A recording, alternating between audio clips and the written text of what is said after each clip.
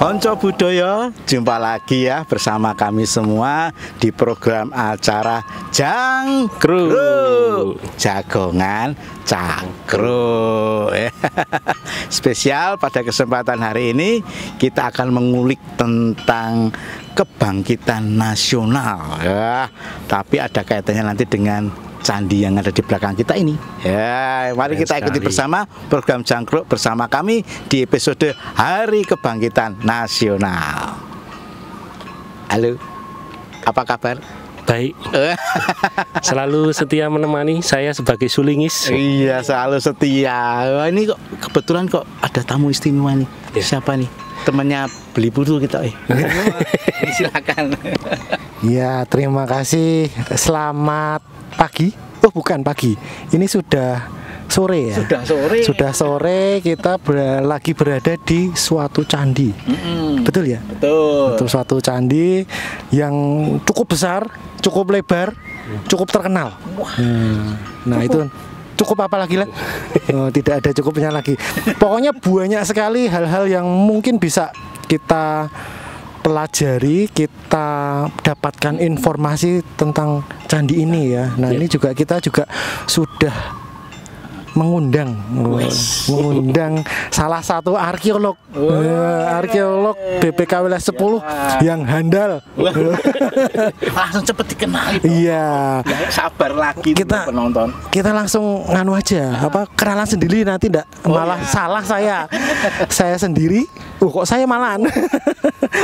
Nggih, monggo silahkan dikenalkan. Ini ada Mbak Dani. Kok malah saya? Mari. Sudah dikenalkan tadi ya.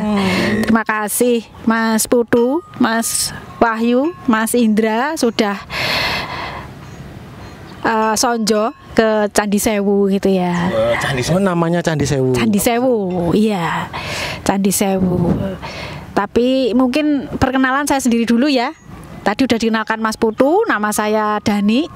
Saya ditugaskan untuk nguri-uri Candi Sewu beserta Bolo Sewu.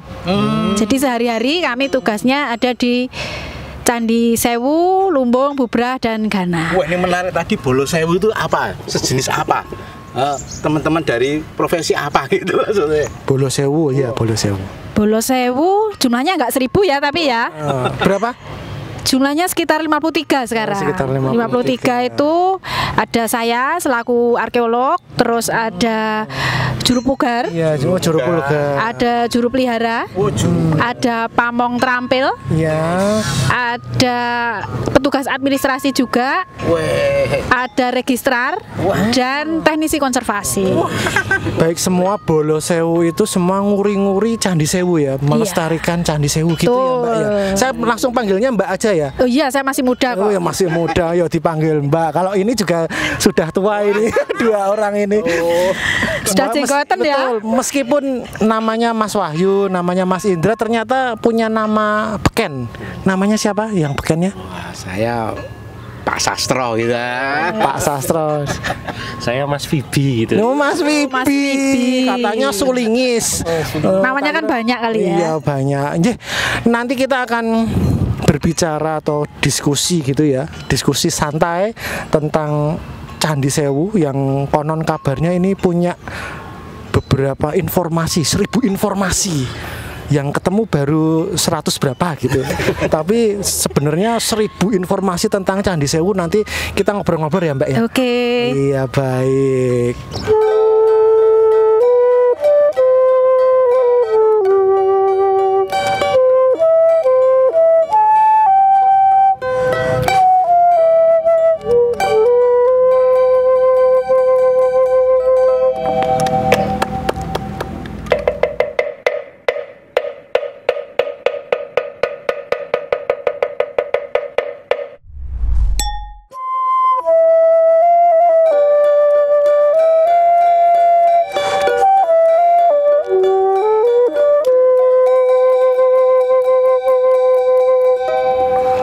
Selamat berjumpa kembali Konco Budaya di program Jangkrik episode Hari Kebangkitan Nasional.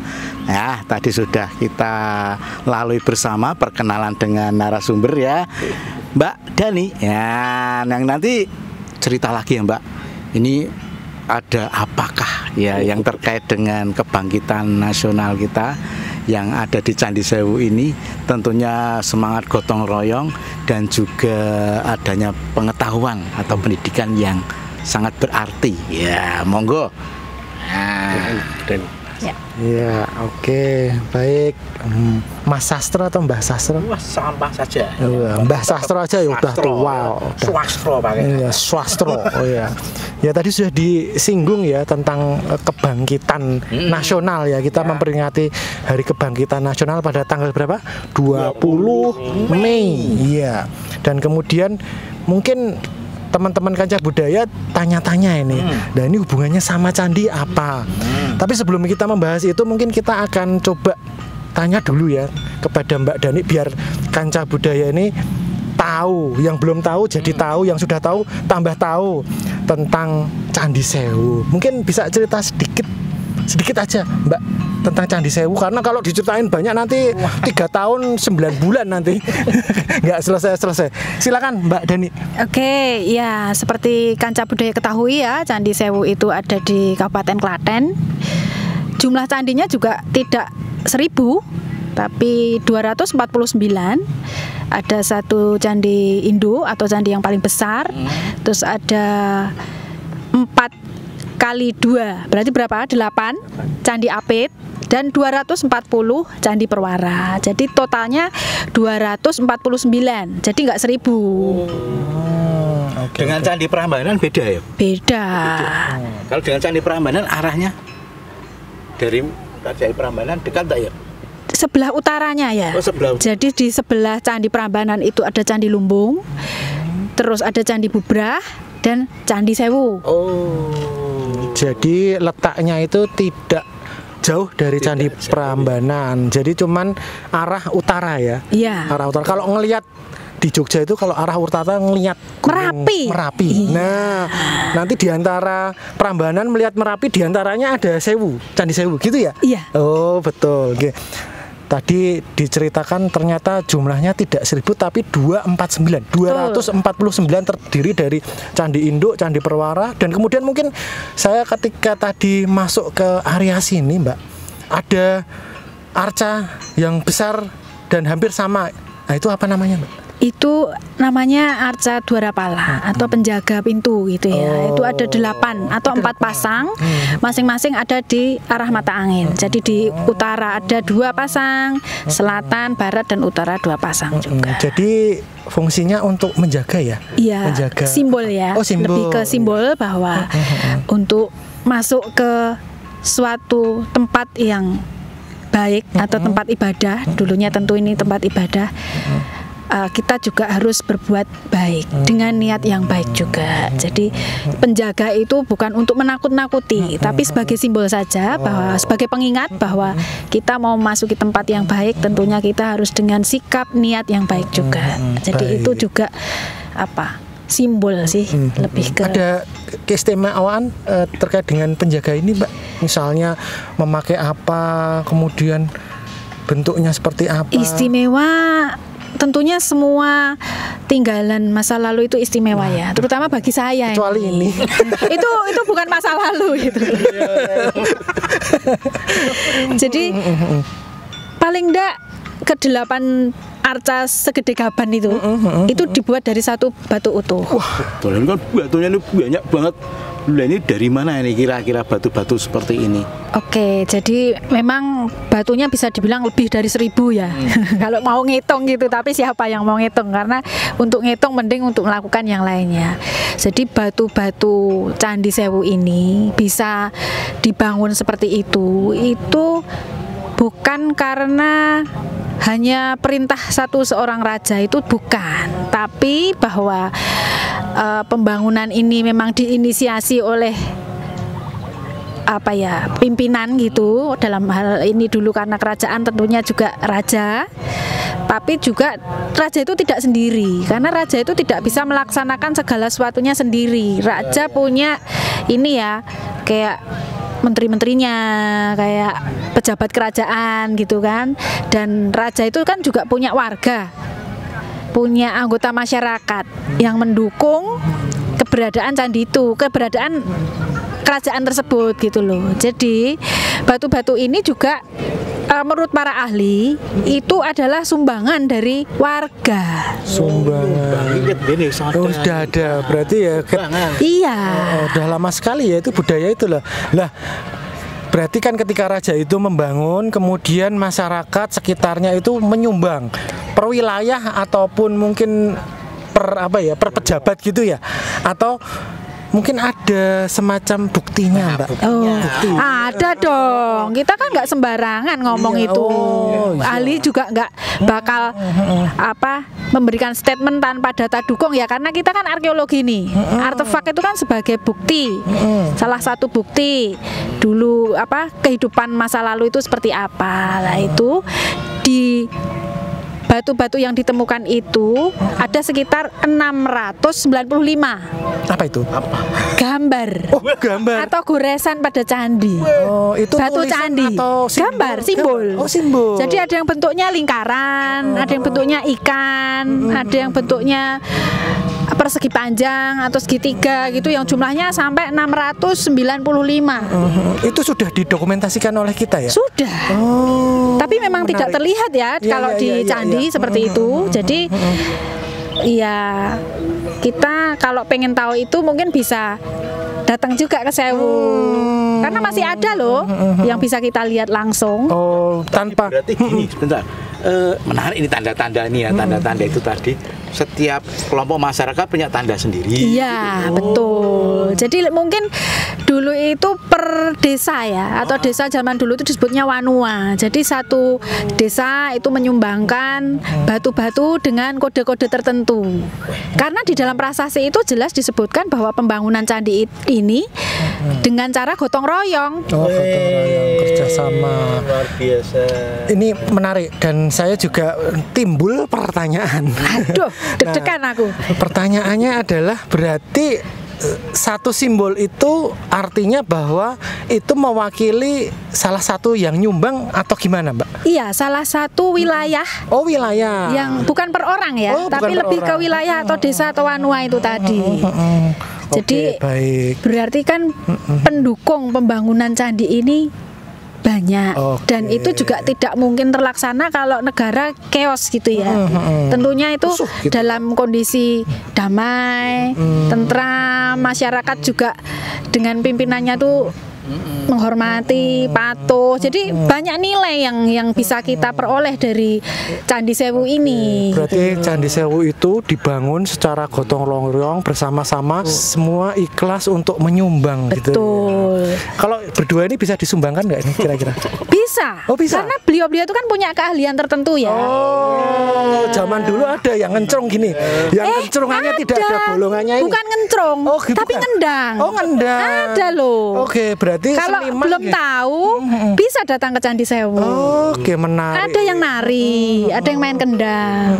Berarti seniman itu juga sudah ada sejak Sudah. lama. Oh, berarti kamu satu abad, kamu umurnya satu abad. Murah gitu. Satu abad berarti satu abad. Relive ya, yang udah sejak dulu. Oke, baik. Jadi ternyata ada nilai-nilai Iya. yang terkandung ketika nenek moyang kita membangun sebuah candi yang megah di belakang kita itu ya. Iya. Kebersamaan, kegotong royongan. Ada lagi loh Mas. apa? Dalam gotong royong untuk membangun candi seperti ini kan tentunya ada yang diperintah dan ada yang memerintah. Lah tentunya kan itu juga masih relevan dengan kondisi seperti sekarang ini kan.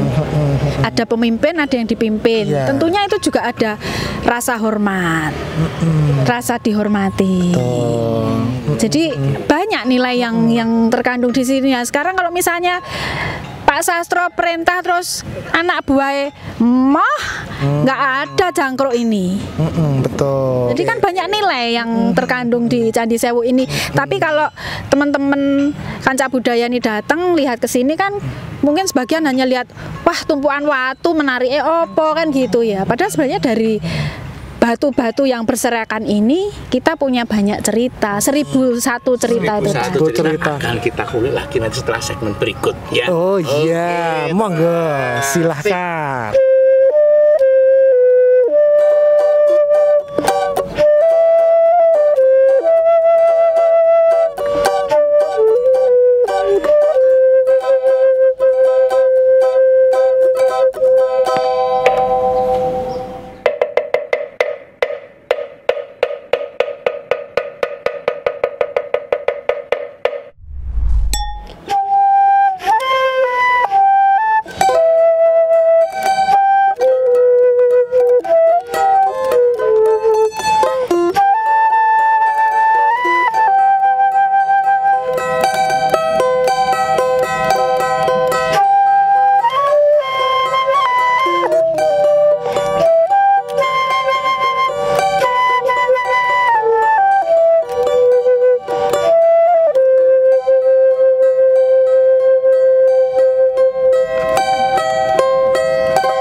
Terima kasih konco budaya yang masih tetap setia di acara program kami Jangkrik Jagongan Cangkruk. Nah, luar biasa tadi pengupas tentang beragam inspirasi dari Candi Sewu terkait dengan kebangkitan nasional ya, hari kebangkitan nasional kita yang akan kita peringati pada tanggal 20 Mei 2025. Nah, ini Bu Dani atau Mas Fibi selingis kita nih. Mas selingis kita itu juga pinter loh ini, sejarawan ini ya. Nah nih Bung Fibi, ya. Ini untuk kebangkitan nasional itu sebenarnya gimana toh? Ya kalau kita refleksi ke masa lalu ya Kang ya. Jadi kebangkitan nasional itu kan tumbuh tahun 1908 ditandai dengan berdirinya Budi Utomo. Itu sekolah yang ada di Prapatan Jetis itu loh, dekat Prapatan Jetis. Nah, Jogja. Mulainya dari sana, Jogja ya. Nah, dari sana sebenarnya gagasan itu muncul dari berbagai pihak. Kemudian mendorong para dokter Stovia untuk mendirikan Budi Utomo. Tujuannya itu apa, Kang? Jadi kita itu mengejar kecerdasan. Bangsa ini itu sudah sering diinjak-injak toh. Nah, Belanda membuka kebijakan namanya politik etis. Ya udah, itu kesempatan bagi kita. Akhirnya Budi Utomo bergerak cukup cepat ya. Jadi melihat peluang itu, makanya dibuatlah sekolah-sekolah yang berbasis kerakyatan. Nah, banyak sekali yang nyumbang juga tadi kayak Candi Sewu ya. Itu yang nyumbang juga banyak. Jadi kalangan-kalangan keraton kemudian aristokrat itu pada nyumbangin duit buat diriin sekolah. Tadinya memang ada sekolah rakyat namanya Quick School, tapi Quick School itu ya yang datang, yang sekolah itu ya juga kalangan tertentu. Makanya dibuatlah sekolah yang bisa lebih luas lagi menjangkau banyak orang. Nah, saya rasa juga Candi Sewu juga sama Kang, dari sebagai simbol pendidikan di masa lalu juga jauh sebelum kebangkitan nasional ya. Itu juga punya pengaruh penting dalam bidang pendidikan bagi masyarakat terutama di Jawa juga. Sebentar Mas, terkait dengan sumbang menyumbang itu berarti juga dari dari ceritanya Mbak Dani tentang Candi Sewu itu juga terkait juga tentang Budi Utomo ini ya. Iya. Nah kalau Candi Sewu itu kan dulu tujuan untuk dibangunnya untuk memuja dewa gitu ya, atau betul. Mungkin untuk ritual. Nah, tujuan Budi Utomo apa? Ya, tujuan Budi Utomo itu mengentaskan pendidikan karena kita dulu pendidikan minim, kemudian ketika Belanda itu sebelum politik etis ya menjajah Indonesia itu ya kita selama berpuluh-puluh tahun bahkan beratus tahun ya, maksudnya hidup dalam kekurang terbukaan terhadap pendidikan. Makanya dari situ mulai ditingkatkan sekolah Hongkoloro, kemudian Quick School dan sebagainya itu sebenarnya sudah ada, cuma diperluas lagi biar masyarakat yang tingkat bawah pun bisa menikmati pendidikan. Nah dari situ timbul pergerakan sosial yang ada di Yogyakarta terutama dan juga hampir di seluruh Indonesia. Kayak muncul kayak Muhammadiyah, kemudian organisasi-organisasi yang lain yang bergerak dalam bidang sosial dan pendidikan juga.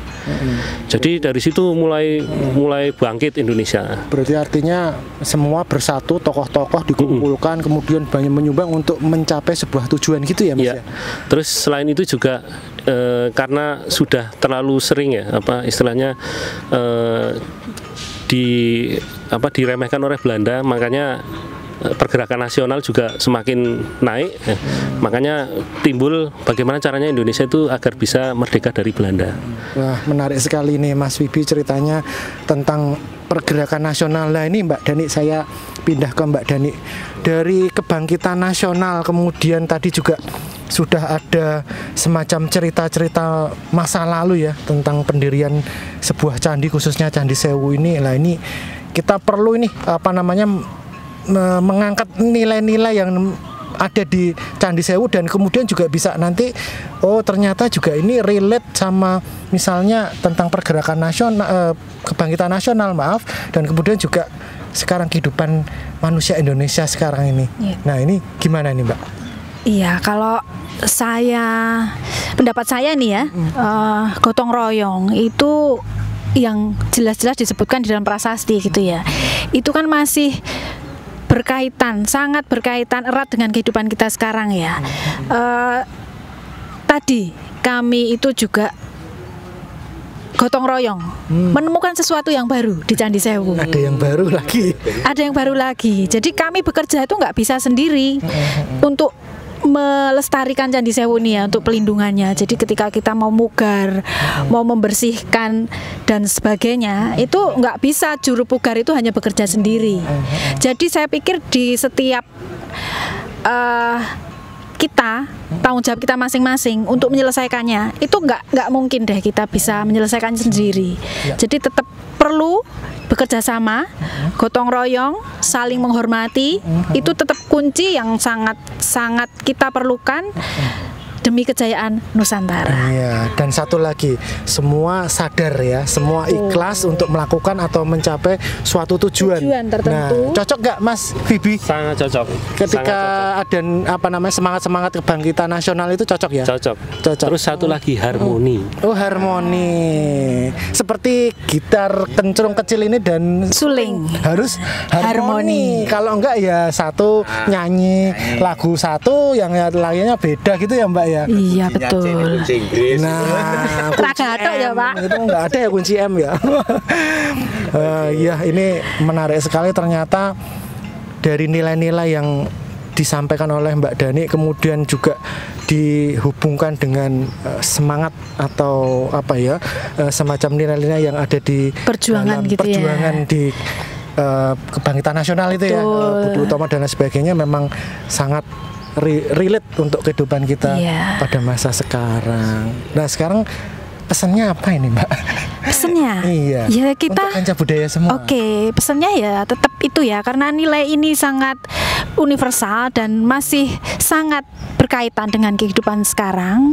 Ya kita harus melestarikan nilai itu, dan tentu saja tidak hanya nilai gotong royong. Ada nilai-nilai lain yang sangat baik untuk kita jalani bersama.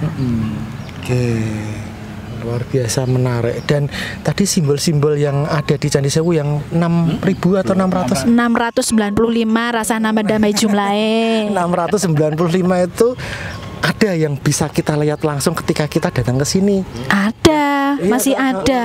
Kalau kancah budaya ingin membuktikan, datang kemana nih? Ke Candi Sewu. Candi Sewu, Kecamatan Prambanan, Kabupaten Klaten, Provinsi Jawa Tengah. Oke, ditunggu ya. Nanti kalau misalnya ada ketemu dengan Mas Bibi, Mbak Dani, saya, kemudian Mbak Sastro, mungkin bisa tanya-tanya langsung ya, atau mungkin bisa tanya-tanya langsung kepada siapa? Kalau misalnya pas di Candi Sewu, boleh dengan saya atau Bolo Sewu. Bolo Sewu, bisa cerita-cerita terkait pelestariannya juga ya, cara-caranya gimana? Asik pokoknya kalau kesini. Dan mungkin ada anjuran kalau kesini tuh jamnya jam berapa Mbak? tentunya jam kerja ya. Oh, jam kerja. Pagi boleh? Kalau pengen dipandu tentunya atau pengen ngobrol itu jam kerja. Tapi kalau hanya pengen menikmati sendiri ya monggo, karena kan pagi-pagi udah buka sampai sore gitu. Tapi kalau pengen ngobrol dengan Bolo Sewu ya tentunya ada di jam kerja. Boleh kok ya Boleh, dijak komunikasi dan bisa. ditanya-tanya ya. Boleh. Ketika datang ke sini. Baik, Kanca Budaya. Menarik sekali obrolan kita pada sore hari ini ya, Mbah Sastro. Kemudian kita juga akan memperingati Hari Kebangkitan Nasional pada tanggal 20 Mei 2025. 2025 ya sekarang ya. Selanjutnya kita tutup dengan tadi kita sudah bicara-bicara tentang harmoni. Moga-moga suling dan apa ini namanya? Kencrung. Cak ini Cak. Oh, tapi ini kok nggak ada bolongannya ya? Nah ini memang cak itu kayak gini. Oh gitu. Oh iya. Pakemnya. Coba kita tes ya Mbak Dani. Boleh. Harmoni enggak ya? Harmoni enggak? Ya. Silakan. Monggo.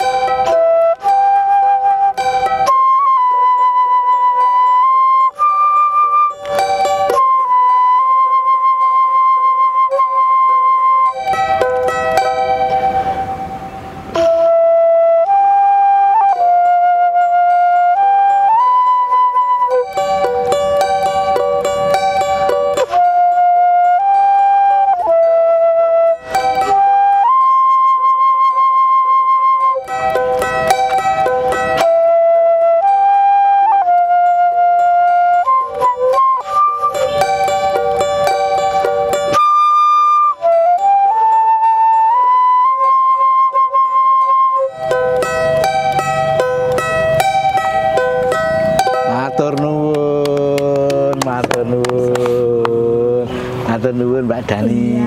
Sama-sama. Matur nuwun Mbak Dani. Terima kasih sudah main ke Sewu. Yes.